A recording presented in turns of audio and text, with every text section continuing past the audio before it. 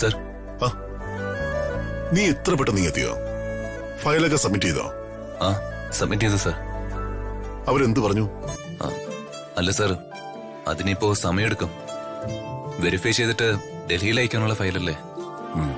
ആ, വർമ്മ സാറേ, റോഹനും മാഡം എവിടെയാ? രാജു, റോഹന് ഋതികയോട് എന്താ സംസാരിക്കണമെന്ന് പറഞ്ഞു. Just outing. റോഹൻ പ്ലാൻ ചെയ്തതാ. ഞാനിപ്പോ അവരെ ഒന്ന് പുറത്തേക്ക് പറഞ്ഞു വിട്ടിരിക്കുക. ദൈവമേ, ഋതിക മാഡത്തിനാണെങ്കിൽ റോഹനോട് വലിയ താല്പര്യമില്ല. ഇനി പണ്ട് കോഫി ഷോപ്പിൽ പോയി വഴക്കുണ്ടാക്കിയതുപോലെ വല്ല വഴക്കും ആവോ?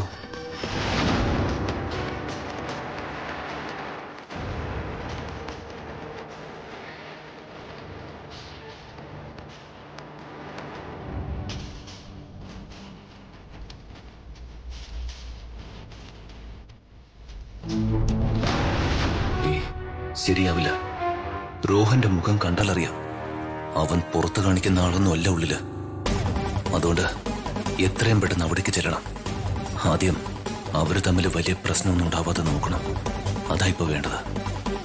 വർമ്മ സാറേ, അവര് എങ്ങോട്ടാ പോയതെന്ന് പറഞ്ഞോ? എന്തു പറ്റി? ഹേയ്, അല്ല, ചോദിച്ചെന്നേ ഉള്ളൂ. ഇവിടെ റോഹന് ഒരുപാട് ഫ്രണ്ട്സ് ഉണ്ടല്ലോ. ആ, അവരുടെ ഏതോ റെസ്റ്റോറന്റിലോ മറ്റോ ആയിരിക്കും പോയിരിക്കുന്നത്.